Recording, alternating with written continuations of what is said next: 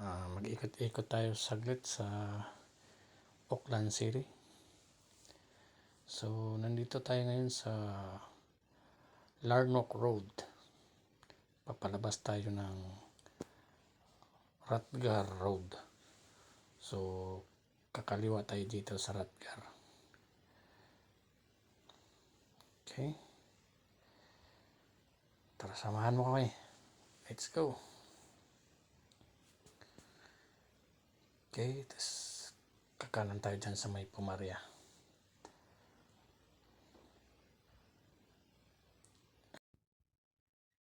Ito naman yung Pumaria Road. So, ito po yung nandito tayo sa Henderson, Auckland. So, ito naman yung alternate road. Pwede rin doon sa may Universal Road, pero dito mas gustong dumaan kasi mas pabor dito dumaan, tsaka maganda yung view, mga maraming puno dito, tsaka yung traffic light dito matagal siya mag-red pag naka-green na. So ayun, kaya maganda dumaan dito. Tsaka dito rin kami nag-grocery sa may Park and Save. Diyan sa kaliwa may Park and Save dyan. So yun.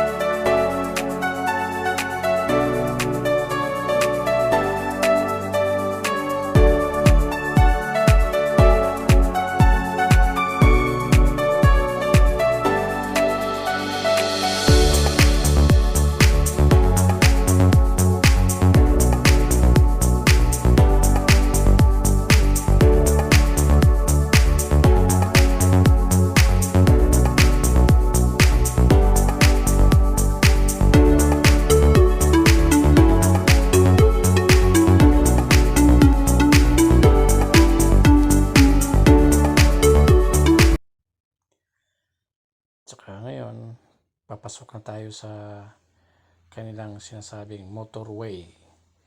Ito yung pinaka main road nila. Parang dito lahat tumadaan.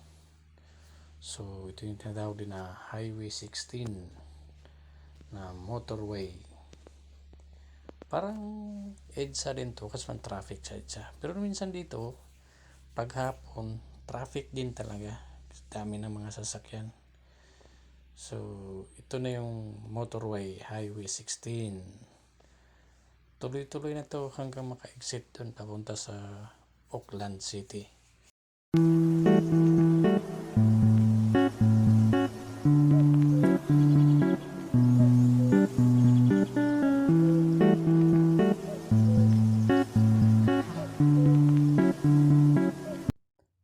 Tuloy-tuloy lang hanggang makita natin yung exit 2A. Hanggang na yun. Papunta na yun sa central business ng Auckland City. So, kailangan natin mag-exit ito sa 2A hanggang makarating tayo sa mga universities. Yung mga building doon. Puro yun mga universities. Okay, malapit na tayo sa Central Business District ng Auckland City. So ngayon, mag-i-exit na tayo dito sa 2A. Okay, malapit-lapit na tayo. Kumaliwa, makikita na natin yung Sky Tower ng Auckland City. Yay! Malapit na tayo. Tara! Excited na ba kayo makita ang Central Business District ng Auckland City?